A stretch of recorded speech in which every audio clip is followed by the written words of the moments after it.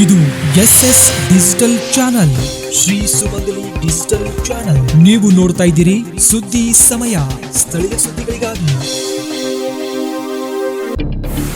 ಸುದ್ದಿ ಸಮಯದ ಪ್ರಾಯೋಜಕರು Mahalakshmi jewellers, gold hub, main road, Kalaburagi.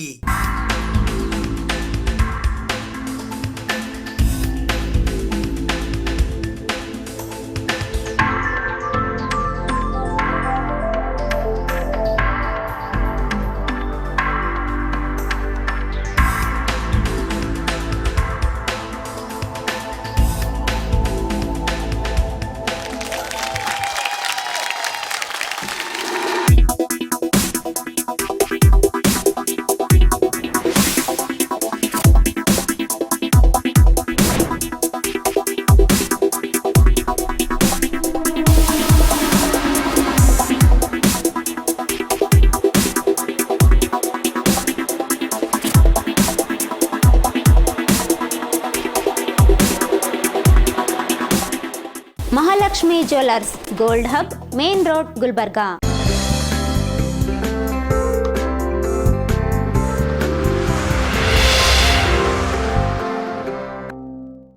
ಸುದ್ದಿ ಸಮಯಕ್ಕೆ ಸ್ವಾಗತ. ನಾನು RJ ಮಂಜು ಹಿರೋಳಿ.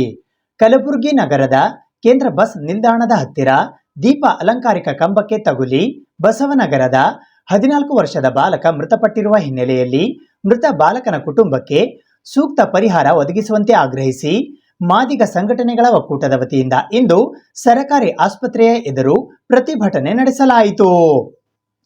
ದಿನಾಂಕ 11 ಡಿಸೆಂಬರ್ 2024ರಂದು ಕೇಂದ್ರ ಬಸ್ ನಿಲ್ದಾಣದ ಹತ್ತಿರ ಸಾಯಂಕಾಲ 7 ಗಂಟೆ ಸುಮಾರಿಗೆ ಬಸವನಗರದ 14 ವರ್ಷದ ಬಾಲಕ ಕಮಲ್ ರಾಜ್ ತಂದೆ ಮಲ್ಲಿಕಾರ್ಜುನ್ ಕಜ್ಜರ್ ಎಂಬುವವನು ಮಹಾನಗರ ಪಾಲಿಕೆ ನಿರ್ಲಕ್ಷ್ಯದಿಂದ ರಸ್ತೆಯ ಮಧ್ಯಭಾಗದಲ್ಲಿ ಇರುವ ದೀಪ ಅಲಂಕಾರದ ಕಂಬಕ್ಕೆ ತಗುಲಿ ಮೃತಪಟ್ಟಿದ್ದಾನೆ.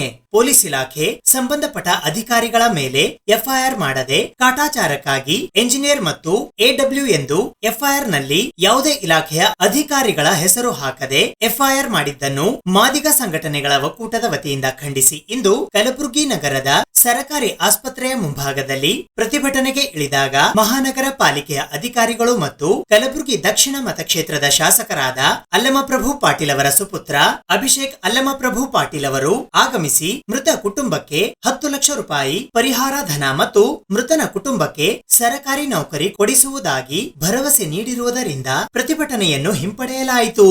ಈ ಪ್ರತಿಭಟನೆಯಲ್ಲಿ ದಶರಥ್ ಕಲಗುರ್ತಿ, ಶ್ಯಾಮ್ ನಾಟಿಕರ್, ಲಿಂಗರಾಜ್ ತಾರ್ಫಾಯ್, ರಮೇಶ್ ವಾಡೇಕರ್, ರಾಜು ಕಟ್ಟಿಮನಿ, ಮಲ್ಲಿಕಾರ್ಜುನ್ ಜಿನಿಕೇರಿ, ಗುಂಡು ಸಂಗ್ವಾರ್, ಕಾಶಿನಾಥ್ ಹಾದಿಮನಿ, ರಮಾಕಾಂತ್ ಪೂಜಾರಿ ಮತ್ತು ಮೃತ ಕುಟುಂಬದ ಸದಸ್ಯರು ಹಾಗೂ ಹಲವಾರು ಜನ ಯುವ ನಾಯಕರು ಭಾಗವಹಿಸಿದ್ದರು.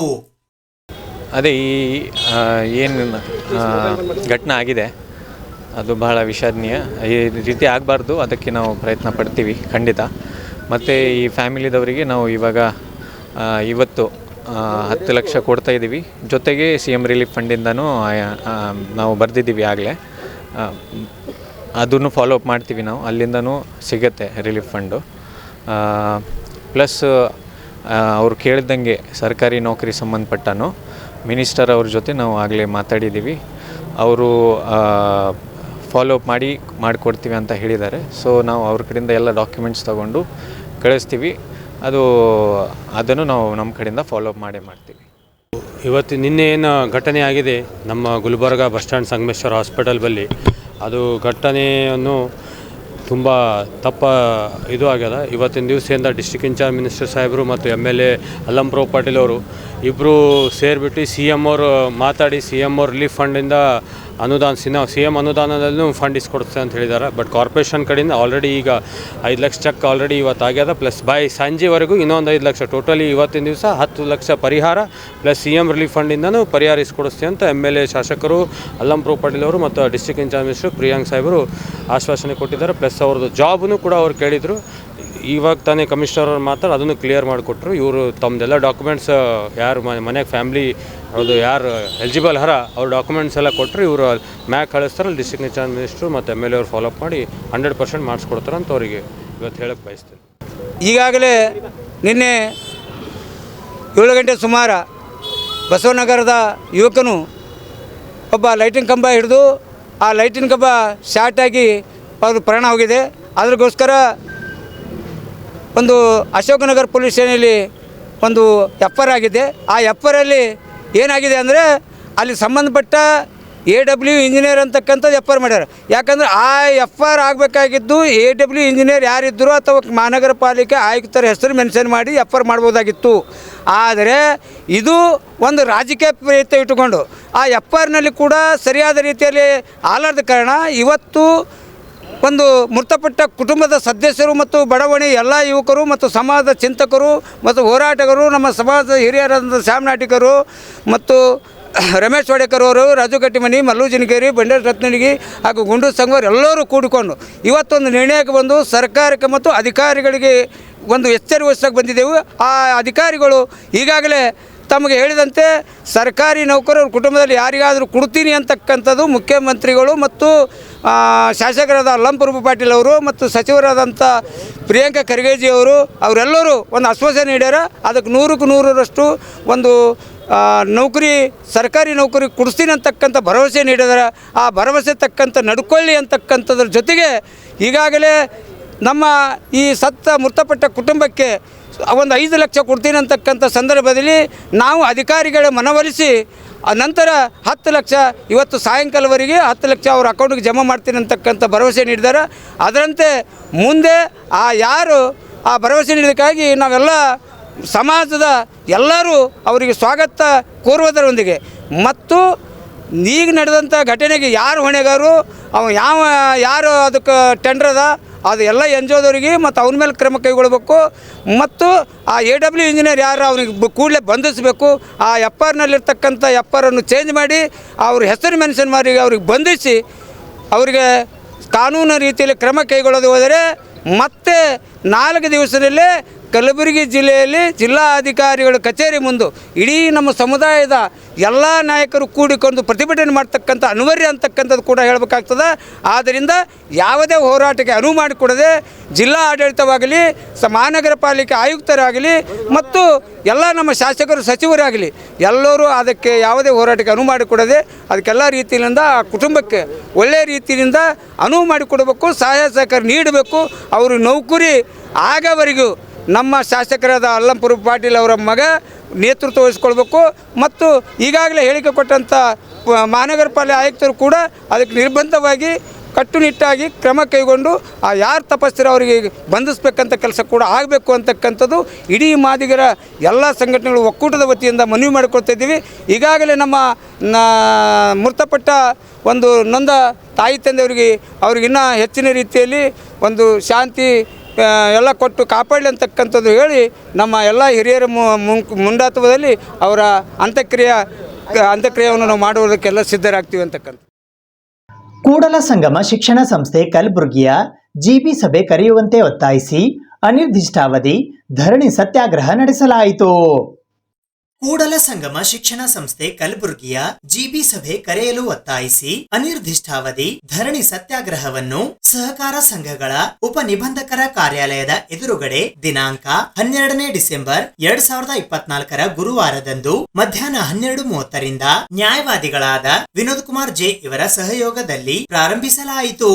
ಈ ಸಂದರ್ಭದಲ್ಲಿ Shivashankar R, BM Biradar, BA Biradar, doctor VC Inginashetti, Kashinath Patil, Shivayogappa Jolad, Bhimrao Sugu, professor Prakash Mangalgi, Shantappa Biradar, Usha Chandrakant, Gangamma S ಸೇರಿದಂತೆ ಇತರೆ ಅನೇಕರು ಉಪಸ್ಥಿತರಿದ್ದರು. ಸಾಮಾಜಿಕ ಹೋರಾಟಗಾರ, ನಾನು ಪ್ರಚಾರ ಪ್ರಿಯನಲ್ಲ. ಸಾಮಾಜಿಕವಾಗಿ ಸಮಾಜ ಸೇವೆ ನನ್ನ ಎಲೆಮರೆಕಾಯಿಂದ ಸೇವೆ ಸಲ್ಲಿಸಿದ್ದೇನೆ.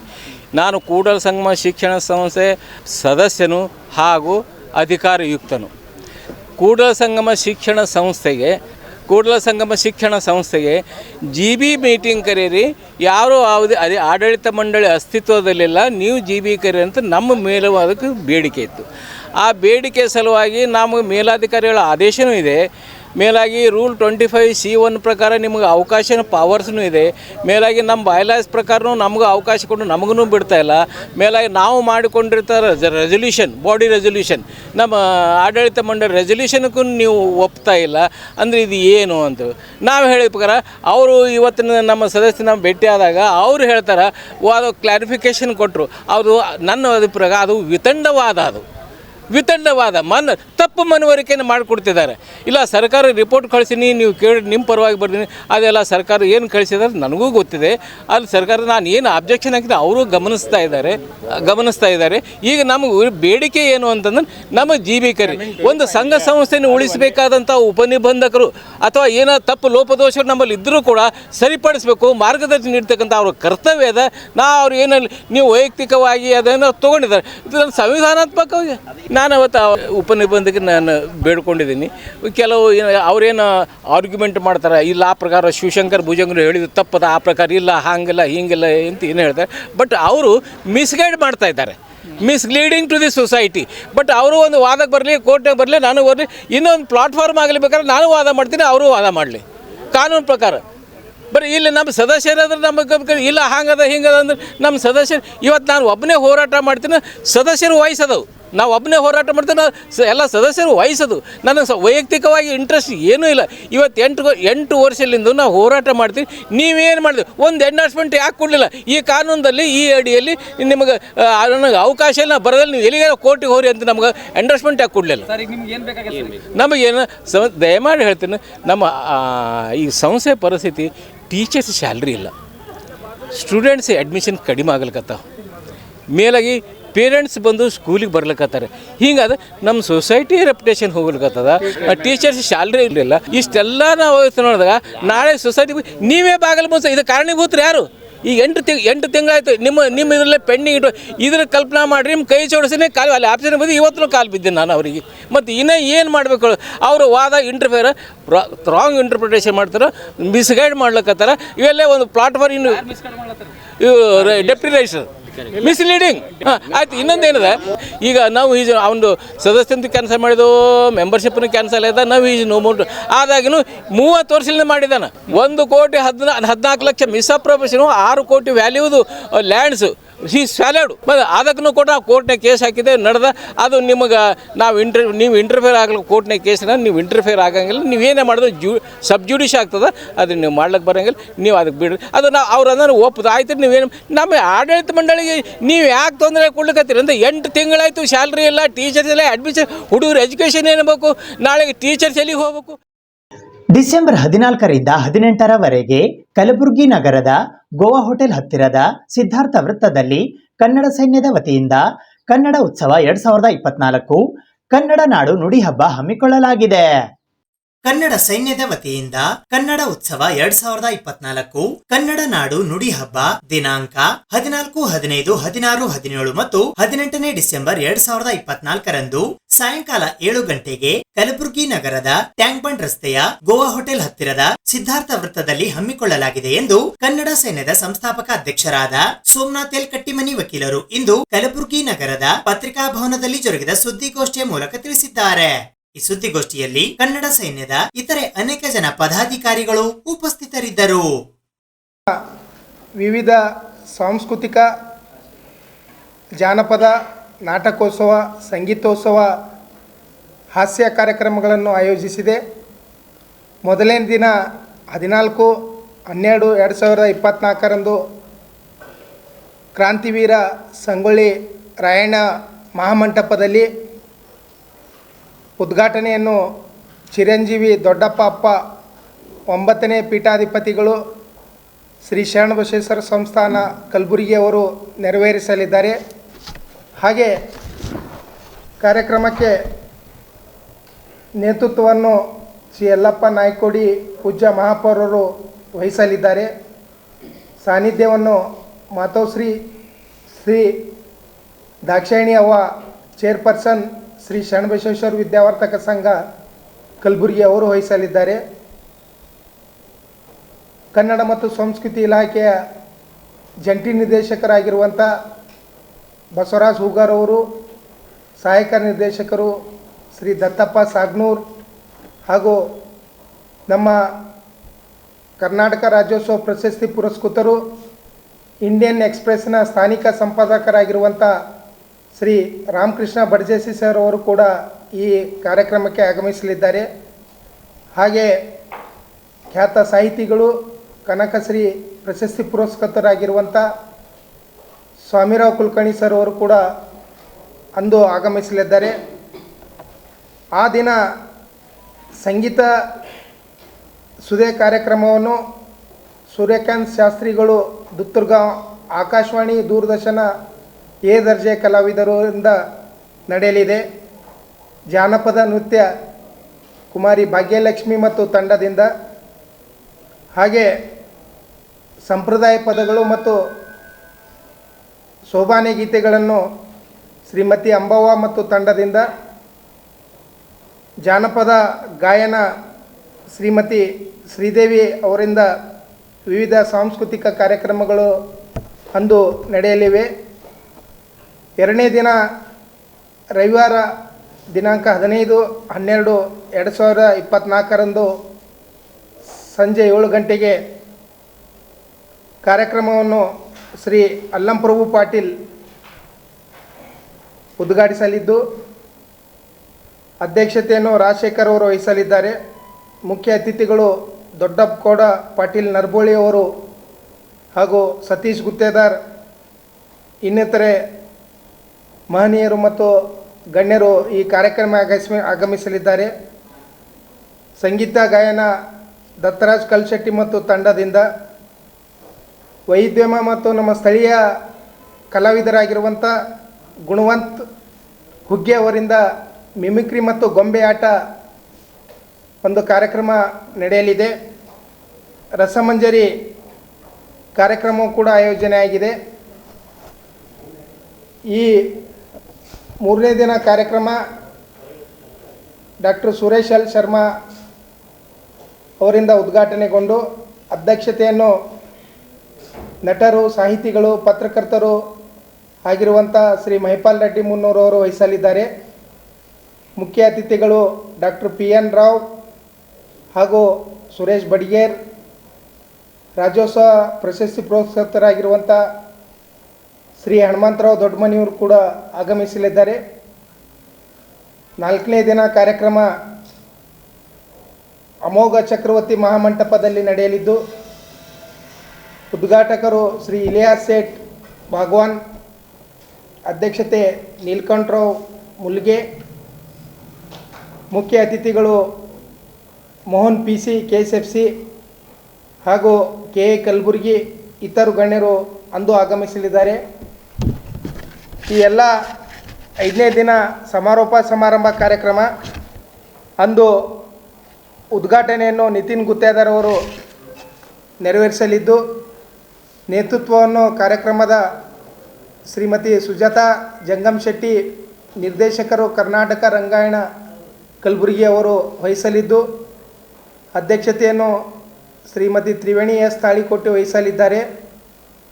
ಹಾಗೆ ಮುಖ್ಯ ಅತಿಥಿಗಳು ಶ್ರೀ ಮಾಲಾ ಕಣ್ಣಿ, ಜಯವರ್ಧನ್ ಅಂಬುಲಿಗಿ, ಬಸವರಾಜ್ ಕಾಮಾಜಿ ಕಲಾವಿದರು, ಚಿತ್ರ ಉಪನ್ಯಾಸಕರು ಹಾಗೂ ಉಮೇಶ್ ಆರ್ಗಳವರು ಅಂದು ಆಗಮಿಸಲಿದ್ದು, ಜಾನಪದ ಉತ್ಸವ ಕಾರ್ಯಕ್ರಮವು ಅಂದು ಹಳೆಯ ನೋಟು ಮತ್ತು ನಾಣ್ಯಗಳ ಪ್ರದರ್ಶನ ಕಾರ್ಯಕ್ರಮವು ಏರ್ಪಡಿಸಿದ್ದು, ಈಶಾನ್ಯ ಕರ್ನಾಟಕ ರಸ್ತೆ ಸಾರಿಗೆ ಸಂಸ್ಥೆಯ ನೌಕರರ ಪತ್ತಿನ ಸಹಕಾರ ಸಂಘ ನಿಯಮಿತ ಕಲಬುರಗಿಯಲ್ಲಿ ಜರುಗಿದ ಅವ್ಯವಹಾರದ ಕುರಿತು ಇಂದು ಪತ್ರಿಕಾಗೋಷ್ಠಿಯನ್ನು ನಡೆಸಲಾಯಿತು.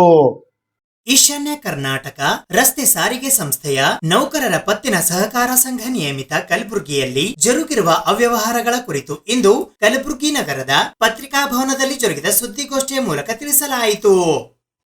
ಸರ್, ಇವತ್ತು ಪತ್ರಿಕಾಗೋಷ್ಠಿ ಉದ್ದೇಶ ಏನಪ್ಪ ಅಂದರೆ, ಪತ್ತಿನ ಸಹಕಾರ ಸಂಘದಲ್ಲಿ ನಮ್ಮ ಹಳೆಯ ನಿರ್ದೇಶಕ ಮಂಡಳಿ ಈ ಮೊನ್ನೆ 25/8 ಏನಪ್ಪ ಅಂದ್ರೆ ಹೊಸದೊಂದು ಬಾಡಿ ಫಾರ್ಮೇಷನ್ ಆಯಿತು.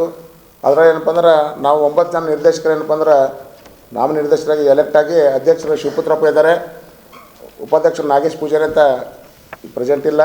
ಬಟ್ 9 ನಿರ್ದೇಶಕರ ಮಂಡಳಿ ಅವತ್ತೇನಪ್ಪ ಅಂದ್ರೆ ನಾವು ಸಹಕಾರ ಸಂಘದ ಅಧಿಕಾರ ಇದು ಮಾಡಿ ಸಹಕಾರ ಸಂಘದಲ್ಲಿ ಹಳೆ ನಿರ್ದೇಶಕ ಮಂಡಳಿ ಏನಾಗಿರ್ತಕ್ಕಂಥ ಅವ್ಯವಹಾರದ ಬಗ್ಗೆ ಏನಪ್ಪ ಅಂದ್ರೆ ನಾವುಗಳೇನಪ್ಪ ಅಂದ್ರೆ ಆ ತಕ್ತೆಗಳನ್ನು ಏನಪ್ಪ ಅಂದ್ರೆ ನಾವು ಬ್ಯಾಂಕ್ ಖಾತೆಗಳನ್ನು ಪರಿಶೀಲಿಸಲಾಗಿ ಅಲ್ಲಿ ಒಂದು 4 ತಿಂಗಳದ ಅಂದರೆ 1-4 ಏಪ್ರಿಲಿಂದ ಏನಪ್ಪ ಅಂದ್ರೆ ಒಂದು 4 ತಿಂಗಳದ ಅವ್ಯವಹಾರಗಳ ಬಗ್ಗೆ ಏನಪ್ಪ ಅಂದ್ರೆ ಬ್ಯಾಂಕ್ ಖಾತೆ ಏನಪ್ಪ ಅಂದ್ರೆ ಶೀಟ್ಗಳನ್ನು ತೆಗೆದುಕೊಂಡು ನಾವು ಸಂಬಂಧಪಟ್ಟ ಮಾಜಿ ಅಧ್ಯಕ್ಷರು ಶ್ರೀ ಸಿಕ್ಕಿದಂತಕ್ಕಂದ್ರೆ ಏನಪ್ಪ ಅಂದ್ರೆ ಅವ್ಯವಹಾರ ಮಾಡಿದ ಬಗ್ಗೆ ನಮಗೆ ಮಾಹಿತಿ ಬಂತು. ಅವರು ಕೂಡ ಏನಪ್ಪ ಅಂದ್ರೆ ನಮ್ಮ ಪ್ಯಾನಲಲ್ಲಿ ಏನಪ್ಪ ಅಂದ್ರೆ ಈ ಸದ್ಯ ಪ್ರಸ್ತುತ ಹಾಲಿ ನಿರ್ದೇಶಕರಾಗಿದ್ದರು. ಅವ್ರಿಗೆ ನಾವೇನಪ್ಪ ಅಂದ್ರೆ ಮನವರಿಕೆ ಮಾಡಿದೆವು. ದಯಮಾಡಿ ಏನಪ್ಪ ಅಂದ್ರೆ ನಿಮ್ಮ ಅವಧಿಯಲ್ಲಿ ಏನಪ್ಪ ಅಂದ್ರೆ ಹಿಂಗೆ ಅವ್ಯವಹಾರ ಮಾಡಿದ್ದೀರಾ, ದಯಮಾಡಿ ಇದು ಸರಿಯಲ್ಲ. ಸಹಕಾರ ಸಂಘದ ಈ ರೀತಿ ಮಾಡ್ಕೊತಾರೆ ಅವನತಿ ಆಗುತ್ತೆ. ನೀವು ಏನದನಪ್ಪ ಮಾನವೀಯ ದೃಷ್ಟಿ ಏನಪ್ಪ ನೀವು ಹಣ ನೀವು ದುರ್ಬಳಕೆ ಮಾಡೋದಪ್ಪ 4 ತಿಂಗಳಲ್ಲಿ ಏನಪ್ಪ ಅಂದ್ರೆ 41 ಲಕ್ಷ ರೂಪಾಯಿ ಕಂಡು ಬರ್ತಾ ಇದೆ. ಸೊ ಆ ನಿಟ್ಟಿನಲ್ಲಿ ಏನಪ್ಪ ಅಂದ್ರೆ ನೀವು ಅದನ್ನು ಹಣ ಭರಿಸ್ರಿ ಅಂತಂದ್ರೆ ನಾವು ಏನಪ್ಪ ಅಂದ್ರೆ ಅಧ್ಯಕ್ಷರು ಏನಪ್ಪ ಅಂದ್ರೆ ನೋಟಿಸ್ ಸರ್ವ್ ಮಾಡಿದ್ರು. ಆ ನೋಟಿಸಿಗೆ ಅವ್ರು ಏನಪ್ಪ ಅಂದ್ರೆ ಉತ್ತರ ಕೊಡದೇನೆ ಇನ್ನು 2ನೇ ನೋಟಿಸಿಗೆ ಪ್ರತ್ಯುತ್ತರ ಕೊಡೋದೇನಪ್ಪ ಅಂದ್ರೆ ಸದರಿಯವ್ರು ಏನಪ್ಪ ಅಂದ್ರೆ ಸುಮ್ಮನೆ ನಾಮಕೆ ವಾಸ್ತೆ ಏನಪ್ಪ ಅಂದ್ರೆ 5 ಲಕ್ಷ ರೂಪಾಯಿ ಏನಪ್ಪ ಸಂಘಕ್ಕೆ ಬರ್ಸಿರ್ತಾರೆ. ಇಷ್ಟೇ ಅವರು ಮಾಡಿರ್ತಕ್ಕಂಥ ಹಣ 4 ತಿಂಗಳ 41 ಲಕ್ಷ. ಅವರು 10 ವರ್ಷ ಪೀರಿಯಡಲ್ಲಿ ಏನಪ್ಪ ಅಂದ್ರೆ ಯಾವುದೇ ಸರ್ಕಾರಿ ಏನಪ್ಪ ಲೆಕ್ಕ ಪರಿಶೋಧಕರು ಏನಪ್ಪ ಅಂದ್ರೆ ಲೆಕ್ಕ ಮಾಡಿರೋದಿಲ್ಲ. ಅದೇ ರೀತಿ ಏನಪ್ಪ ಅಂದ್ರೆ ಸುಮ್ಮನೆ ಯಾವುದೋ ಒಬ್ಬ ಪ್ರೈವೇಟ್ ಇರ್ತಕ್ಕಂಥ CAಗಳಿಂದ ಏನಪ್ಪ ಸಹಿ ಮಾಡಿ ಏನಪ್ಪ ದಾಖಲಾತಿಗಳು ಇಟ್ಟಿದ್ದಾರೆ. 2013-14 ಚಂದ್ರಕಾಂತ್ ರೆಡ್ಡಿ ಸಹಕಾರ ಸಂಘಗಳ ಇದು ಲೆಕ್ಕ ಪರಿಶೋಧಕರಾದ ನಂತರ ಅಲ್ಲಿಂದ ಇಲ್ಲಿವರೆಗೆ 13ರಿಂದ ಇಲ್ಲಿವರೆಗೆ ಏನಪ್ಪ ಯಾವ ಥರಪ್ಪ ಅಂದ್ರೆ ಸಹಕಾರ ಸಂಘದ ಲೆಕ್ಕಪತ್ರ ಆಗಿರೋದಿಲ್ಲ. ಅದೆಲ್ಲ ನಾವು ಸುಮ್ಮನೆ ರಫ್ಲಿ ಏನಪ್ಪ ಅಂದ್ರೆ ಇದು ಮಾಡಿದ್ರೆ ಅರೌಂಡ್ 2ರಿಂದ 3 ಕೋಟಿ ಏನಪ್ಪ ಅಂದ್ರೆ ಅವ್ಯವಹಾರ ಆಗಿದೆ ಏನಪ್ಪ ಮೇಲ್ನಟ್ಟು ಕಂಡು ಬಂದಿರ್ತದೆ. ಆ ಸಂಬಂಧಪಟ್ಟಂಗೆ ಏನಪ್ಪ ಅಂದ್ರೆ ಇನ್ನೊಂದು ಏನಪ್ಪ ಅಂದ್ರೆ ಆ ನಿರ್ದೇಶಕ ಏನಿದ್ರು ನಮ್ಮ ಆಡಳಿತ ಮಂಡಳಿಯಲ್ಲೇ ಇದ್ರು ಅವರು. ಅಂಥವ್ರಿಗೆ ಏನಪ್ಪ ನಾವು ಹೇಳಿದೆವು ನೀವು ನಮ್ಮ ಇದರಲ್ಲಿ ಇದ್ದರೂ ಕೂಡ ಏನಪ್ಪ ಅಂದ್ರೆ ತಪ್ಪೇ ಹಣ ಭರಿಸ್ರಿ ಅಂತಂದು ಹೇಳಿದಾಗ ಅವ್ರೇನಪ್ಪ ಅಂದ್ರೆ ಒಂದು ಹುನ್ನಾರ ಮಾಡಿ ಆ ಎದುರುಗಡೆ ಅಪೋಸಿಷನ್ ಇರ್ತಕ್ಕಂಥ 8 ಜನರನ್ನು ಕರ್ಕೊಂಡು ಈ ಪ್ರಸ್ತುತ ಏನಪ್ಪ ಅಂದ್ರೆ ಆಡಳಿತ ಮಂಡಳಿ ಏನಪ್ಪ ಅಂದ್ರೆ ಅಸ್ಥಿರಗೊಳಿಸ್ಬೇಕಂಥೇಳಿ ರಾಜೀನಾಮೆ ಅಂತಕ್ಕಂಥ ಪ್ರಕ್ರಿಯೆಯನ್ನು ಮಾಡಿ ಕಲಬುರಗಿಯಿಂದ ಏನಪ್ಪ ಪಲಾಯನಗೈದಿದ್ದಾರೆ. ಅದಕ್ಕೊಂದು 15 ದಿನ ಕಾಲಾವಕಾಶ ಇರುತ್ತೆ. ಅದಾದ ನಂತರ ಬಂದೇನಪ್ಪ ಅಂದ್ರೆ ಚುನಾವಣೆ ಹೋಗಿ ಕಾರ್ಮಿಕರು ಏನಪ್ಪ ಅಂದ್ರೆ ಹೊರೆ ಆಗ್ತಕ್ಕಂಥ ಕೆಲಸ ಮಾಡ್ತಾಯಿದ್ದಾರೆ. ಇದು ಸರಿಯಲ್ಲ, ಸಹಕಾರ ಸಂಘದ ಬೆಳವಣಿಗೆ ಸರಿಯಲ್ಲ. ಜೊತೆಗೆ ಆ ಸಂಬಂಧಪಟ್ಟರ ಮೇಲೆ ಏನಪ್ಪ ಅಂದ್ರೆ ನಾವು ಸುಮ್ಮನೆ ಕೂತ್ಕೊಂಡಿಲ್ಲ. 65ರ ವಿಚಾರಣೆ ಅಂದರೆ ಸಹಕಾರ ಸಂಘಗಳ ಕಾಯ್ದೆ 1959 ಕಲಂ 65ರ ಅಡಿಯಲ್ಲಿ ಏನು ಅವ್ರೇನು ತಪ್ಪಿತಸ್ಥರ ಅವ್ರಿಗೆ ಕಲಬುರಗಿ ಜಂಟಿ ನಿರ್ದೇಶಕರು ಮಲ್ಕೂಟ್ ಸಾಹೇಬ್ರ ಹತ್ರ ನಾವು ವರದಿ ಮಾಡಿದೆವು. ದಾಖಲಾತಿಗಳು ತೊಗೊಂಡು ಮಲ್ಕೂಟ್ ಸಾಹೇಬ್ರು ಏನಪ್ಪ ಅಂದ್ರೆ ಬೆಂಗಳೂರು ಏನಪ್ಪ ಅಂದ್ರೆ ಪಟ್ಟಣ ಸಹಕಾರ ಬ್ಯಾಂಕ್ಗಳು ಏನಪ್ಪ ಅಂದ್ರೆ RCS ರಿಜಿಸ್ಟರ್ ಆಫ್ ಕೋಆಪರೇಟಿವ್ ಸೊಸೈಟಿಗೆ ಏನಪ್ಪ ಪತ್ರ ಬರೆದ್ರು. ಅಲ್ಲಿರ್ತಕ್ಕಂಥ ಮಹೇಶ್ ಸಾಹೇಬ್ರು ಏನಪ್ಪ ಅಂದ್ರೆ ಆದೇಶ ಮಾಡಿದ್ದಾರೆ. ಸಂಬಂಧಪಟ್ಟದ ಏನಪ್ಪ ಅಂದ್ರೆ ಅಧಿಕಾರಿಗಳು DRCS ಅಧಿಕಾರಿಯಾಗಿರ್ತಕ್ಕಂಥ ಕಿಶೋರ್ ಪಾಟೀಲ್ ಅವರಿಗೆ ಏನಪ್ಪ ಡೆಪ್ಯೂಟ್ ಮಾಡಿದ್ದಾರೆ. ಅದೇನಪ್ಪ ಪ್ರಕ್ರಿಯೆ ಏನಪ್ಪ ಅಂದ್ರೆ ಇನ್ನೊಂದು 2-3 ದಿನದಲ್ಲಿ ದಯಮಾಡಿ ಏನಪ್ಪ ಕಿಶೋರ್ ಪಾಟೀಲ್ ಏನಪ್ಪ ಇದರಲ್ಲಿ ಮಧ್ಯಸ್ಥಿಕೆ ವಹಿಸಿ ಏನು ತಪ್ಪಿಸಸ್ತ ಲೆಕ್ಕ ಏನಾಗಿದೆ ಅವ್ಯವಹಾರ ಆಗಿದೆ ಅದನ್ನೇನಪ್ಪ ಕೂಲಂಕುಷವಾಗಿ ಈ ವೇದಿಕೆ ಮುಖಾಂತರ ಅವರಿಗೂ ಏನಪ್ಪ ಬಿಡ್ಕೊತಾ ಇದ್ದೀನಿ. ಆದಷ್ಟು ಬೇಗನೆ ಏನಪ್ಪ ಅಂದ್ರೆ ವರದಿ ಕೊಟ್ಟರೆ ಆ ಯಪ್ಪ ಆಲ್ರೆಡಿ ಏನಪ್ಪ ಅಂದ್ರೆ ಈ ಪೀರಿಯಡಲ್ಲಿ ಏನಪ್ಪ ಅಂದ್ರೆ ಬೇನಾಮಿ ಆಸ್ತಿಗಳು ಮಾಡಿದ್ದಾನೆ. ಆ ಆಸ್ತಿಗಳ ವಿವರ ಕೂಡ ನಮ್ಮ ಹತ್ರ ಇದೆ. ಹೊಲ ಮತ್ತು ಇನ್ನಿತರ ಪ್ಲಾಟ್ಗಳೆಲ್ಲ ಇದ್ದಾವೆ. ಅದು ದಾಖಲಾತಿಗಳು ಏನಪ್ಪ ಅಂದ್ರೆ ನಾವು ನಿಮಗೆ ಕೊಡೋದ್ರೆ ಕೊಟ್ಟಿರ್ತೀವಿ, ತಾವುಗಳನ್ನು ಪ್ರಕಟಣೆ ಮಾಡ್ಬೋದು. ಅದಕ್ಕೋಸ್ಕರ ಸಹಕಾರ ಸಂಘದ ಅಧಿಕಾರಿಗಳು ಮತ್ತು ಸಂಬಂಧಪಟ್ಟ ಪೊಲೀಸ್ ಇಲಾಖೆ ಎಲ್ಲ ಅವರೆಲ್ಲ ಈ ವೇದಿಕೆ ಮುಖಾಂತರ ವಿನಂತಿಸ್ಕೋತೀನಿ. ಅವರೆಲ್ಲ ಎಂಟ್ರಾಗಿ ದಯಮಾಡಿ ಏನಪ್ಪ ತನಿಖೆ ಏನಪ್ಪ ಚುರುಕುಗೊಳಿಸಿ ಅವನೊಂದು ವೇಳೆ ಆ ಆಸ್ತಿಗಳಪ್ಪ ಬೇರೆ ಕಡೆ ಏನಪ್ಪ ಅಂದ್ರೆ ಟ್ರಾನ್ಸ್ಫರ್ ಮಾಡ್ತಕ್ಕಂಥ ಸಾಧ್ಯತೆಗಳಿದಾವೆ. ಯಾಕಂದ್ರೆ ಆಲ್ರೆಡಿ ಏನಪ್ಪ ಅಂದ್ರೆ ಈಸ್ ಅಬ್ಸ್ಕಾಂಡಿಂಗ್ ಫ್ರಮ್ ಎಸ್ಟರ್ಡೇ. ಅವ್ನು ಮೊನ್ನೆನೇನಪ್ಪ ರಾಜೀನಾಮೆ ಕೊಟ್ಟು ಓಡೋಗಿದ್ದಾನೆ. Messrs UltraTech Rajashree cement limited Malkhed ಇವರ ವತಿಯಿಂದ ಮಳಖೇಡ್ ಗ್ರಾಮ ಪಂಚಾಯತ್ ಕಾರ್ಯಾಲಯಕ್ಕೆ 2 ವರ್ಷಗಳ ಬಾಕಿ ತೆರಿಗೆ ಹಣ ಪಾವತಿಸಲಾಗಿದೆ ಎಂದು ಮಳಖೇಡ್ ಗ್ರಾಮ ಪಂಚಾಯತ್ ಸದಸ್ಯರಾದ ಉಮೇಶ್ ಚೌಹಾಣ್ ಅವರು ತಿಳಿಸಿದ್ದಾರೆ. ದಿನಾಂಕ 21 ನವೆಂಬರ್ 2024ರಂದು messrs UltraTech Rajashree cement limited Malkhed ಇವರು ಮಳಖೇಡ್ ಗ್ರಾಮ ಪಂಚಾಯತ್ ಕಾರ್ಯಾಲಯಕ್ಕೆ 2 ವರ್ಷಗಳ ಬಾಕಿ ತೆರಿಗೆಯ ಹಣ 2,84,922 ರೂಪಾಯಿಗಳನ್ನು ಗ್ರಾಮ ಪಂಚಾಯತ್ ಮಳಖೇಡ್ ಇವರಿಗೆ ಹಸ್ತಾಂತರಿಸಿದ್ದಾರೆ. ಈ ವಿಷಯದಲ್ಲಿ ಪ್ರತ್ಯಕ್ಷ ಮತ್ತು ಪರೋಕ್ಷವಾಗಿ ಸಹಕಾರ ನೀಡಿರುವ ಅಧಿಕಾರಿ ವೃಂದ ಹಾಗೂ ಅಧಿಕಾರೇತರ ವೃಂದದವರಿಗೆ ಅಲ್ಲದೆ ನಿರಂತರ ಹೋರಾಟಕ್ಕೆ ಬೆನ್ನೆಲುಬಾಗಿ ನಿಂತ ಮುದ್ರಣ ಮಾಧ್ಯಮ, ಸುದ್ದಿ ಪ್ರಸರಣ ಮಾಧ್ಯಮ ಹಾಗೂ ಹೋರಾಟದಲ್ಲಿ ತಮಗೆ ರಕ್ಷಣೆಯನ್ನು ನೀಡಿರುವ ಪೊಲೀಸ್ ಇಲಾಖೆಗೂ ಮಳಖೇಡ್ ಗ್ರಾಮ ಪಂಚಾಯತ್ ಸದಸ್ಯರಾದ ಉಮೇಶ್ ಪಾಂಡುಸಿಂಗ್ ಚೌಹಾಣ್ ಅವರು ಇಂದು ಕಲಬುರಗಿ ನಗರದ ಪತ್ರಿಕಾ ಭವನದಲ್ಲಿ ಜರುಗಿದ ಸುದ್ದಿಗೋಷ್ಠಿಯ ಮೂಲಕ ಧನ್ಯವಾದಗಳನ್ನು ತಿಳಿಸಿದ್ದಾರೆ. ಈ ಸುದ್ದಿಗೋಷ್ಠಿಯಲ್ಲಿ ಸುನಿಲ್ ಕುಮಾರ್ ಎಸ್ ನಿಂಗ್ಮಾರಿ ಮಳಖೇಡ್, ಚಂದ್ರಶೇಖರ್ ತಂದೆ ಕಾಶಪ್ಪ ಕಟ್ಟಿಮನಿ ಉಡುಗಿ, ರಮೇಶ್ ತಂದೆ ಸಾಬಣ್ಣ ಹಡಪದ್ ಹಂಗನಹಳ್ಳಿ, ರೂಪಾಲಾ ನಾಯಕ್ ತಂದೆ ನಾರಾಯಣ್ ನಾಯಕ್ ಕುರ್ಕುಂಟ, ನೀಲ್ಕಂಠ ತಂದೆ ಲಕ್ಷ್ಮಣ್ ತಿಂಗ್ಳಿ ಹಂಗನಹಳ್ಳಿ ಸೇರಿದಂತೆ ಇತರರು ಉಪಸ್ಥಿತರಿದ್ದರು.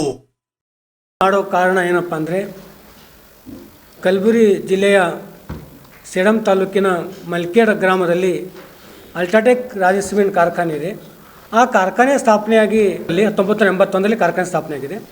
ಆ ಕಾರ್ಖಾನೆಯವರು ಸುಮಾರು 43 ವರ್ಷ ಆಯಿತು ಕಾರ್ಖಾನೆ ಸ್ಥಾಪನೆಯಾಗಿ. ಆ ಕಾರ್ಖಾನೆಗೆ ಒಂದು ಮಲ್ಕೇಡ್ ಗ್ರಾಮ ಪಂಚಾಯತ್ ಬರುತ್ತೆ. ಆ ಮಲ್ಕೇಡ್ ಗ್ರಾಮ ಪಂಚಾಯತ್ಗೆ ಕಾರ್ಖಾನೆಯವರು ಸುಮಾರು ವರ್ಷದಿಂದ ತೆರಿಗೆಯನ್ನು ಕಾನೂನುಬದ್ಧವಾಗಿ ಕಟ್ತಾ ಇಲ್ಲ. ಆ ಕಟ್ತಾ ಇಲ್ಲ ಕಾರಣಕ್ಕೆ ನಮ್ಮ ಗಮನಕ್ಕೆ ಬಂದು ನಾವು 2019ರಲ್ಲಿ ಶ್ರೀ ಎಸ್ ಕೆ ಕಾಂತ ಮಾಜಿ ಕಾರ್ಮಿಕ ಸಚಿವರು ಅದು ಹೇಳ್ತಾರಲ್ಲ, ಮುಂದೆ ಗುರಿ ಇರಬೇಕು, ಹಿಂದೆ ಗುರುಗಳು ಇರಬೇಕು. ಆ ನಮ್ಮ ಗುರುಗಳಲ್ಲಿ ನೇತೃತ್ವದಲ್ಲಿ ನಾವು ಒಂದು ಹೋರಾಟವನ್ನು ಪ್ರಾರಂಭ ಮಾಡಿದೆ 2019ರಲ್ಲಿ. ನಂತರ ಅಲ್ಲಿ ಪಂಚಾಯತ್ ಅಭಿವೃದ್ಧಿ ಅಧಿಕಾರಿಗಳು ಮತ್ತು ಅಧ್ಯಕ್ಷರಿಗೆ ನಾವು ದೂರು ಕೊಟ್ಟೆವು. ನೀವು ಮಲ್ಕೇಡ್ ಗ್ರಾಮ ಪಂಚಾಯತ್ ವ್ಯಾಪ್ತಿಯಲ್ಲಿ ಬರುವ ಅಲ್ಟ್ರಾಟೆಕ್ ಸಿಮೆಂಟ್ ಕಾರ್ಖಾನೆಗೆ ತಾವು ಕಾನೂನುಬದ್ಧವಾಗಿ ತೆರಿಗೆ ಕಟ್ಸ್ಕೊಳ್ತಾ ಇಲ್ಲ, ಇದು ಕಾನೂನು ಬೇರವಾಗಿ ತೆರಿಗೆ ಕಟ್ತಾ ಇದ್ದಾರೆ, ಸರ್ಕಾರಕ್ಕೆ ಭಾಳಷ್ಟು ವಂಚನೆ ಆಗ್ತಾಯಿದೆ ಅಂತ ನಾವು ದೂರು ಕೊಟ್ಟೆವು. ಅದು ನಂತರ ನಾವು 2020ರಲ್ಲಿ ಒಂದು ಗ್ರಾಮ ಪಂಚಾಯತ್ ಚುನಾವಣೆ ಬಂತು. ಆ ಚುನಾವಣೆಯಲ್ಲಿ ನಾನು ಸ್ಪರ್ಧೆ ಮಾಡಿದೆ. ಆ ಸ್ಪರ್ಧೆ ಮಾಡಿ ನಾನು ಗೆದ್ದು ಬಂದೆ. ಗೆದ್ದ ನಂತರ ಅದೇ ಮಲ್ಕೇಡ್ ಗ್ರಾಮ ಪಂಚಾಯತ್ ಸದಸ್ಯನಾದೆ ನಾನು. ನಂತರ ನಾವು ಪ್ರತಿ ಗ್ರಾಮ ಪಂಚಾಯತ್ ಸಭೆಯಲ್ಲಿ, ಸಾಮಾನ್ಯ ಸಭೆಯಲ್ಲಿ ನಾನು ಮಲ್ಕೇಡ್ ಗ್ರಾಮ ಪಂಚಾಯತಿಗೆ ಅಲ್ಟ್ರಾಟೆಕ್ ರಾಜ್ ಸಿಮೆಂಟ್ ಕಾರ್ಖಾನೆ ತೆರಿಗೆ ಕಟ್ಟಬೇಕಿತ್ತು. ಆ ಕಾನೂನುಬದ್ಧವಾಗಿ ಕಟ್ತಾಯಿಲ್ಲ, ನಾನು ಹೋರಾಟ ಪ್ರಾರಂಭ ಮಾಡಿದೆ. ನಾನು ಸುಮಾರು 3-4 ಸರ್ತಿ ಅಲ್ಲಿ ನಮ್ಮ ಪಂಚಾಯತ್ ಅಭಿವೃದ್ಧಿ ಅಧಿಕಾರಿ ಮತ್ತು ಅಧ್ಯಕ್ಷರಿಗೆ ನಾನು ದೂರು ಕೊಟ್ಟೆ. ಅದು ನಂತರ ನಾನು ಸರ್ಕಾರ ಗಮನಕ್ಕೆ ತಂದೆ. 7/8/2023ರಲ್ಲಿ ನಾನು ಮಾನ್ಯ ಪ್ರಧಾನ ಕಾರ್ಯದರ್ಶಿಗಳು ಗ್ರಾಮೀಣ ಮತ್ತು ಪಂಚಾಯತ್ ಇಲಾಖೆ ಇವರಿಗೆ ದೂರು ಕೊಟ್ಟೆ ಬೆಂಗಳೂರು. ನಂತರ ನಾನು ಆ ದಿನದ ನಾನು ಗೌರವಿತ ರಾಜ್ಯಪಾಲರು ಅವರಿಗೆ ಕೂಡ ದೂರು ಕೊಟ್ಟೆ.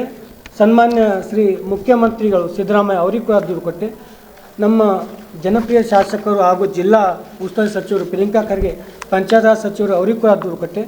ಸನ್ಮಾನ್ಯ ಶ್ರೀ ಡಾಕ್ಟರ್ ಸಂಪಾಷ್ ಪಾಟೀಲ್ ವೈದ್ಯಕೀಯ ಶಿಕ್ಷಣ ಸಚಿವರು ಅವರಿಗೆ ಕೂಡ ದೂರು ಕೊಟ್ಟೆ. ಹಾಗೂ ಸರ್ಕಾರ ಮುಖ್ಯ ಕಾರ್ಯದರ್ಶಿಗಳು ಅವರಿಗೆ ಕೂಡ ದೂರು ಕೊಟ್ಟೆ. ಜಿಲ್ಲಾಧಿಕಾರಿಗಳು ಕಲಬುರಗಿ ಇವರಿಗೆ ದೂರು ಕೊಟ್ಟೆ. ಮತ್ತು ಸಹಾಯಕ ಆಯುಕ್ತರು ಸೇಡಂ ಮತ್ತು ತಹಸೀಲ್ದಾರು, ಜಿಲ್ಲಾ ಪಂಚಾಯತ್ ಕಾರ್ಯನಿರ್ವಾಹಕ ಅಧಿಕಾರಿಗಳು ಇವರಿಗೆ ಕೂಡ ದೂರು ಕೊಟ್ಟೆ. ಮತ್ತು ಪ್ರಾದೇಶಿಕ ಆಯುಕ್ತರು ಇವರಿಗೆ ದೂರು ಕೊಟ್ಟೆ. ಆ ದೂರು ಕೊಟ್ಟ ನಂತರ ಒಂದು ಸೇಡಂ ಸಹಾಯಕ ಆಯುಕ್ತರ ಕಾರ್ಯಾಲಯದಲ್ಲಿ ಒಂದು ಸಭೆ ಇತ್ತು. ಆ ಸಭೆಯಲ್ಲಿ ಸುಮಾರು 20 ಅಧಿಕಾರಿಗಳು ಬಂದು ಮತ್ತು ಕಾರ್ಖಾನೆಯವರು ಕೂಡ ಆ ಸಭೆಯಲ್ಲಿ ಬಂದರು. ಆ ಸಭೆಯಲ್ಲಿ ನಮ್ಮ ಮಾನ್ಯ ಸಹಾಯಕ ಆಯುಕ್ತರು ಸೇಡಂ ಆಶಪ್ಪ ಅಂತವ್ರು ಇದ್ದರು. ಅವರು ಆ ಸಭೆ ಕರೆದು ಕಾರ್ಖಾನೆಯವರಿಗೆ ಮತ್ತು ನಮ್ಮ ತಾಲೂಕು ಪಂಚಾಯತ್ ಅವರಿಗೆ ಗಮನಕ್ಕೆ ತಂದರು. ಈ ಥರ ನಿಮ್ಮ ಮಲ್ಕೇಡ್ ಗ್ರಾಮ ಪಂಚಾಯತಿಗೆ ತೆರಿಗೆ ವಂಚನೆ ಆಗ್ತಾಯಿದೆ ಕಾರ್ಖಾನೆಯಿಂದ, ಅದು ಕಾನೂನುಬದ್ಧವಾಗಿ ವಸೂಲಿ ಮಾಡ್ತಾಯಿಲ್ಲ. ಸದಸ್ಯರು ಉಮೇಶ್ ಅಂತ ದೂರು ಕೊಟ್ಟಿದ್ದಾರೆ, ಅದು ನೀವು ಗಮನ ಹರಿಸಿ ಅಂತ. ನಂತರ ನಮ್ಮ ತಾಲೂಕು ಪಂಚಾಯತಿಯವರು 3 ಮೀಟಿಂಗ್ ಮಾಡಿದ್ರು ಅಲ್ಲಿ ಸೇಡಂನಲ್ಲಿ. ಅದು ನಂತರ ಇಲ್ಲಿ ಮಾನ್ಯ ಪ್ರಾದೇಶಿಕ ಆಯುಕ್ತರು RC ರೀಜನಲ್ ಕಮಿಷನರ್ ಆ ಆಫೀಸ್ನಲ್ಲಿ ಕಲಬುರಗಿಯಲ್ಲಿ ಒಂದು ಸಭೆ ಇತ್ತು. ಆ ಸಭೆಯಲ್ಲೂ ನಮ್ಮ ಕಾರ್ಖಾನೆ ಆಡಳಿತ ಮಂಡಳಿದವರು ಬಂದರು ಮತ್ತು ಜಿಲ್ಲಾ ಪಂಚಾಯತ್ CO ಕೂಡ ಬಂದಿದ್ದರು. ಸಂಬಂಧಪಟ್ಟ ಎಲ್ಲ ಅಧಿಕಾರಿ ಕರೆದು ಅಲ್ಲಿ ಒಂದು ಮೀಟಿಂಗ್ ಆಯಿತು. ಆ ಮೀಟಿಂಗ್ನಲ್ಲಿ ಮಾನ್ಯ ಪ್ರಾದೇಶಿಕ ಆಯುಕ್ತರು ಅವರು ಅಂದರು ಕಾರ್ಖಾನೆಯವರಿಗೆ, ತಾವೇನು ಗ್ರಾಮ ಪಂಚಾಯತಿಗೆ ಈಗಾಗಲೇ ನೀವು 16 ಲಕ್ಷ ಕಟ್ತಿದ್ದೀರಾ, ಅದು ಕಾನೂನು ಬೇರೆಯಾಗಿದ್ದಾರೆ, ನೀವು ಅದನ್ನು ಸರಿಪಡಿಸ್ಕೊರಿ ಅಂತಂದಂತೆ ನಾನು ಅದು ದೂರು ಕೊಟ್ಟು ನಂತರ ಸರ್ಕಾರ ಅಪರ ಕಾರ್ಯದರ್ಶಿಗಳು ಪಂಚಾಯತ್ ರಾಜ್ ಗ್ರಾಮೀಣ ಇವರೊಂದು ಪತ್ರ ಬರೆದರು. ದಿನಾಂಕ 30/8/2023ರಂದು ಆಯುಕ್ತರು ಪಂಚಾಯತ್ ರಾಜ್ ಬೆಂಗಳೂರು ಇವರಿಗೊಂದು ಪತ್ರ ಬರೆದರು. ಕಲಬುರಗಿ ಜಿಲ್ಲೆಯಲ್ಲಿ ಇರುವ ಸಿಮೆಂಟ್ ಕಾರ್ಖಾನೆ ಅಲ್ಟ್ರಾಟೆಕ್ ರಾಜ್ ಸಿಮೆಂಟ್ ಕಾರ್ಖಾನೆ ತೆರಿಗೆ ವಂಚನೆ ಆಗ್ತಾಯಿದೆ ಅಂತ ಒಂದು ಪತ್ರ ಬರೆದರು. ಆ ಪತ್ರ ನಂತರ ಪಂಚಾಯತ್ ರಾಜ್ ಆಯುಕ್ತರು ಒಂದು ತಂಡ ರಚನೆ ಮಾಡಿದ್ರು ಸರ್. ಬೆಂಗಳೂರಿನಿಂದ ಒಂದು ತಂಡ ರಚನೆ ಇತ್ತು. ಆ ತಂಡದಲ್ಲಿ 3 ಜನ ಸದಸ್ಯರಿದ್ದರು. ಅವರು ಆ ತಂಡ ನಮ್ಮ ಮಲ್ಕೇಡ್ ಗ್ರಾಮ ಪಂಚಾಯತಿಗೆ ಬಂತು ಬೆಂಗಳೂರಿನಿಂದ. ಮತ್ತು ಫ್ಯಾಕ್ಟ್ರಿಗೆ ಕೂಡ ಹೋದರು. ಏನು ನೀವು ತೆರಿಗೆ ತೊಗೋತಾ ಇಲ್ಲ ಫ್ಯಾಕ್ಟ್ರಿಲಿಂದ, ಅದು ಕಾನೂನು ಬೇಡವಾಗ ಇಲ್ಲ, ಅದು ನೀವು ಕಾನೂನುಬದ್ಧವಾಗಿ ತೊಗೋಬೇಕಪ್ಪ ಅಂತ ಒಂದು ಬೆಂಗಳೂರಿನಿಂದ ತಂಡ ಬಂದಿತ್ತು ಆಯುಕ್ತರು. ಅವರು ನಮ್ಮ ಜಿಲ್ಲಾ ಪಂಚಾಯತ್ CO ಅವರಿಗೆ ಒಂದು ಲೆಟ್ರ್ ಬರೆದರು. 7/7/2024ರಲ್ಲಿ ಒಂದು ಪತ್ರ ಬರೆದರು. ಪ್ರತಿ ವರ್ಷ ಏನು ಮಲ್ಕೇಡ್ ಗ್ರಾಮ ಪಂಚಾಯತಿಗೆ ತೆರಿಗೆ 16 ಲಕ್ಷ ಕಟ್ತಿದ್ದಾರೆ, ಅದು ಕಾನೂನು ಬೇರವಾಗಿಲ್ಲ, ವಾರ್ಷಿಕ 1,92,92,461 ರೂಪಾಯಿ ಕಟ್ಟಬೇಕು ಅಂತ ಒಂದು ಆದೇಶ ಮಾಡಿದ್ರು. SCP TSP ಹಣವನ್ನು ಬೇರೆ ಯೋಜನೆಗಳಿಗೆ ಬಳಸಿರುವುದನ್ನು ಕೂಡಲೇ ವಾಪಸ್ಸು ಪಡೆದು ದಲಿತರ ಅಭಿವೃದ್ಧಿಗೆ ಮಾತ್ರ ಬಳಸುವಂತೆ ತುರ್ತಾಗಿ ಕ್ರಮ ಜರುಗಿಸುವಂತೆ ರಿಪಬ್ಲಿಕನ್ ಪಾರ್ಟಿ ಆಫ್ ಇಂಡಿಯಾ ಅಠವಲೆ ವತಿಯಿಂದ ಇಂದು ಪತ್ರಿಕಾಗೋಷ್ಠಿಯ ಮೂಲಕ ಆಗ್ರಹಿಸಲಾಯಿತು. ವಿಶೇಷ ಘಟಕ ಯೋಜನೆಯ ಎಸ್ಸಿಪಿ ಮತ್ತು ಟಿಎಸ್ಪಿಯ ಸಾವಿರಾರು ಲಕ್ಷ ಹಣವನ್ನು ಬೇರೆ ಯೋಜನೆಗಳಿಗೆ ಬಳಸಿರುವುದನ್ನು ಕೂಡಲೇ ವಾಪಸ್ಸು ಪಡೆದು ದಲಿತರ ಅಭಿವೃದ್ಧಿಗೆ ಮಾತ್ರ ಬಳಕೆಯಾಗುವ ಕ್ರಮ ತುರ್ತಾಗಿ ಜರುಗಿಸುವುದು ಸೇರಿದಂತೆ ವಿವಿಧ ಬೇಡಿಕೆಗಳನ್ನ ಈಡೇರಿಸುವಂತೆ ರಿಪಬ್ಲಿಕನ್ ಪಾರ್ಟಿ ಆಫ್ ಇಂಡಿಯಾ ಅಠಾವಲೆಯ ರಾಷ್ಟ್ರೀಯ ಕಾರ್ಯಕಾರಿಣಿ ಸದಸ್ಯರಾದ ಎಬಿ ಹೊಸಮನಿಯವರು ಇಂದು ಕಲಬುರಗಿ ನಗರದ ಪತ್ರಿಕಾ ಭವನದಲ್ಲಿ ಜರುಗಿದ ಸುದ್ದಿಗೋಷ್ಠಿಯ ಮೂಲಕ ಆಗ್ರಹಿಸಿದ್ದಾರೆ. ಕಾಂಗ್ರೆಸ್ ಸರ್ಕಾರ ಅಧಿಕಾರ ಬಂದಾದ ಮೇಲೆ SC/ST ವಾಲ್ಮೀಕಿ ಅಭಿವೃದ್ಧಿ ನಿಗಮದ ಹಗರಣ ಆಗಿರ್ಬೋದು, ಭೋವಿ ಅಭಿವೃದ್ಧಿ ನಿಗಮ ಆಗಿರ್ಬೋದು, ಆಮೇಲೆ SCP TSP ಹಣ ದುರ್ಬಳಕೆ ಆಗಿರ್ಬೋದು, ಮುಡಾ ಹಗರಣ ಆಗಿರ್ಬೋದು, ಈ ಅನೇಕ ವಿಷಯಗಳನ್ನು ತೆಗೆದುಕೊಂಡು ನಾವು 1ನೇ ಹಂತದ ಹೋರಾಟವನ್ನು ನಾವು ಮುಗಿಸಿದ್ದೇವೆ. ಈ ವಿಷಯದಲ್ಲಿ ಮಾನ್ಯ ಸಮಾಜ ಕಲ್ಯಾಣ ಸಚಿವರಾದಂಥ ಡಾಕ್ಟರ್ H.C. ಮಾದೇಪ್ಪನವರು ತರಾತುರಿಯಲ್ಲಿ ಒಂದು ಸಭೆಯನ್ನು ಕರೆದರು. ಅವರ ಅಧ್ಯಕ್ಷತೆಯಲ್ಲೇ ಸಭೆಯನ್ನು ಕರೆದಿದ್ದರು.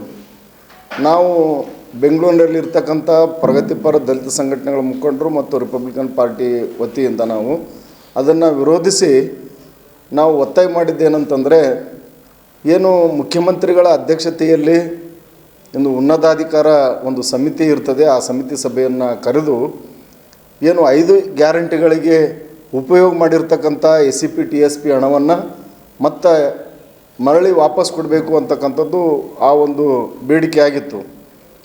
ಆದರೂ ಕೂಡ ಇದುವರೆಗೆ ಏನು SCಯಲ್ಲಿರ್ತಕ್ಕಂಥ 101 ಜಾತಿ ಮತ್ತು STಯಲ್ಲಿರ್ತಕ್ಕಂಥ 52 ಜಾತಿಗಳು ಈ ಒಂದು ಜನಾಂಗದ ಅಭಿವೃದ್ಧಿಗಾಗಿ ವಿಶೇಷ ಘಟಕ ಯೋಜನೆ ಅಂದರೆ SCP TSP ಹಣ ಏನಿದೆ ಅದನ್ನು ಬಳಕೆ ಮಾಡಬೇಕು ಅಂತಕ್ಕಂಥದ್ದು ಉದ್ದೇಶ ಇದೆ. ಅವರೇ 70 ತಂದಿರೋದು. ಸೊ ಹೀಗಾಗಿ ಇಂಥ ಒಂದು ಪರಿಸ್ಥಿತಿಯಲ್ಲಿ ನಾವು 2ನೇ ಹಂತದ ಹೋರಾಟವನ್ನು ಡಿಸೆಂಬರ್ 18ನೇ ತಾರೀಕಿಗೆ ಬೆಳಗಾವಿಯಲ್ಲಿ ನಡೆಯುವಂಥ ಏನು ಅಧಿವೇಶನ ಇದೆ, ಆ ಸುವರ್ಣಸೌಧದ ಎದುರುಗಡೆ ಟೆಂಟ್ ನಂಬರ್ 6ರಲ್ಲಿ ನಾವು ಮುತ್ತಿಗೆ ಹಾಕಿ ಒಂದು ಪ್ರತಿಭಟನೆಯನ್ನು ಮಾಡಿ ನಾವು ಕೆಲವೊಂದು ಡಿಮ್ಯಾಂಡ್ಸ್ಗಳನ್ನು ನಾವು ಮತ್ತೆ ರಿಪೀಟ್ ಮಾಡ್ತಾಯಿದ್ದೇವೆ.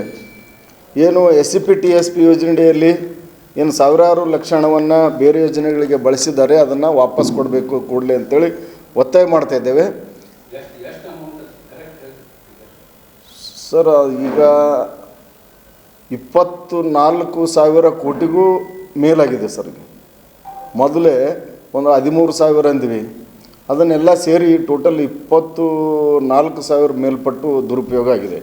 ಸೊ ಅದೇ ರೀತಿಯಾಗಿ ಏನು ಬಡವರ ಹೊಟ್ಟೆಗೆ ಕನ್ನ ಹಾಕ್ತಕ್ಕಂಥ ಕೆಲಸವನ್ನು ರಾಜ್ಯ ಸರ್ಕಾರ ಮಾಡಿದೆ. ಏನಂದರೆ ತರಾತುರಿಯಲ್ಲಿ BPL ಕಾರ್ಡ್ಗಳನ್ನು, ಲಕ್ಷಾಂತರ BPL ಕಾರ್ಡ್ಗಳನ್ನು ರದ್ದು ಮಾಡಿ ಬಡವರ ಹೊಟ್ಟೆಗೆ ಕನ್ನ ಹಾಕ್ತಕ್ಕಂಥ ಕೆಲಸ ಮಾಡಿದೆ. ಮತ್ತು ಅವರೇ ರಿಪೀಟ್ ಅರ್ಜಿ ಹಾಕಬೇಕು ಅಂಥೇಳಿ ಏನು ಮಾನ್ಯ ಆಹಾರ ಸಚಿವರಾದಂಥ KH ಮುನಿಯಪ್ಪನವರು ಏನು ಹೇಳಿದ್ದಾರೆ, ಒಂದು ಅರ್ಜಿ ಹಾಕಬೇಕಾದ್ರೆ ಕನಿಷ್ಠ ಒಂದು 500-600 ರೂಪಾಯಿ ಪ್ರತಿಯೊಬ್ಬರ ಒಂದು ಖರ್ಚಾಗ್ತದೆ. ಅದಕ್ಕಾಗಿ ಏನು BPL ಕಾರ್ಡ್ದಾರರಿದ್ದಾರೆ, ಆ ಮುಂಚೆ ಇರ್ತಕ್ಕಂಥ BPL ಕಾರ್ಡ್ದಾರರಿಗೆ ಕನಿಷ್ಠ ಒಂದು 3 ಲಕ್ಷ ಆದಾಯ ಮಿತಿಯನ್ನು ಗುರುತಿಸಿ ಮತ್ತೆ ತಿರುಗಿ ಅವರಿಗೆ BPL ಕಾರ್ಡ್ ಕೊಡಬೇಕು ಅಂತಕ್ಕಂಥದ್ದು ನಮ್ಮ ಒಂದು ಇದಾಗಿದೆ. ಅದೇ ರೀತಿಯಾಗಿ ವಾಲ್ಮೀಕಿ, ಭೋವಿ ಮತ್ತು ಇನ್ನಿತರ ನಿಗಮಗಳಲ್ಲಿ ಏನು ಮನನೊಂದು ಭ್ರಷ್ಟಾಚಾರಕ್ಕೆ ಮನನೊಂದು ಅವರೇನು ಆತ್ಮಹತ್ಯೆ ಮಾಡಿಕೊಂಡಿದ್ದಾರೆ, ಅದಕ್ಕೆ ಮುಖ್ಯಮಂತ್ರಿಗಳೇ ನೇರ ಜವಾಬ್ದಾರರಾಗ್ತಾರೆ ಅಂತಕ್ಕಂಥ ಮಾತು ಈ ಸಂದರ್ಭದಲ್ಲಿ ಹೇಳ್ತಾ ಇದ್ವಿ. ಮತ್ತು ಏನು ದಲಿತರ ಭೂಮಿಗಳನ್ನು ಮಾರಾಟ ಮಾಡಬಾರ್ದು, ಆ ಒಂದು ಉದ್ದೇಶದಲ್ಲಿ ಏನು PTCL ಕಾಯ್ದೆ ತಂದಿದ್ದಾರೆ, ಅದು ಸಮಗ್ರವಾದ PTCL ಕಾಯ್ದೆ ಅಲ್ಲ. ಅದು ತರಾತುರಿಯಲ್ಲಿ ಏನಂತಂದರೆ ಅರ್ಧಂಬರ್ಧ ಮಾಡಿದ್ದಾರೆ.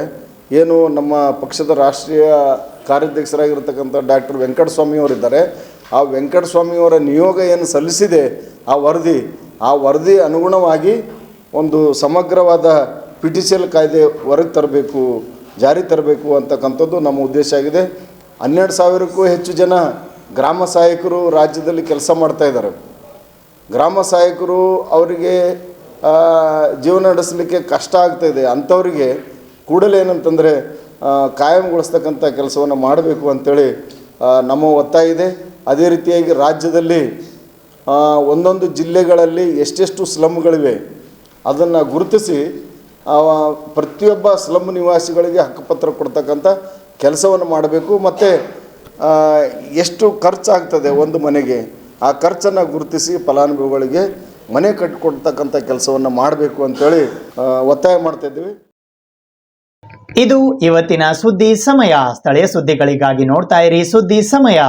ನಿಮ್ಮ ನೆಚ್ಚಿನ ಸುದ್ದಿ ಸಮಯವನ್ನು ಡೆನ್ ಸೆಟ್ ಆಫ್ ಬಾಕ್ಸ್ನ ಚಾನೆಲ್ ಸಂಖ್ಯೆ 746ರಲ್ಲಿ ಪ್ರತಿದಿನ ರಾತ್ರಿ 9 ಗಂಟೆಗೆ, ಮರುಪ್ರಸಾರ ರಾತ್ರಿ 10 ಗಂಟೆಗೆ ಮತ್ತು ಮರುದಿನ ಬೆಳಿಗ್ಗೆ 8 ಗಂಟೆ ಮತ್ತು 9 ಗಂಟೆಗೆ ವೀಕ್ಷಿಸಬಹುದು. ಇದು SS ಡಿಜಿಟಲ್ ಚಾನಲ್, ಶ್ರೀ ಸುಮಂಗಲಿ ಡಿಜಿಟಲ್ ಚಾನಲ್. ನೀವು ನೋಡ್ತಾ ಇದ್ದೀರಿ ಸುದ್ದಿ ಸಮಯ, ಸ್ಥಳೀಯ ಸುದ್ದಿಗಳಿಗಾಗಿ. ಸುದ್ದಿ ಸಮಯದ ಪ್ರಾಯೋಜಕರು Mahalakshmi jewellers, gold hub, main road, Kalaburagi.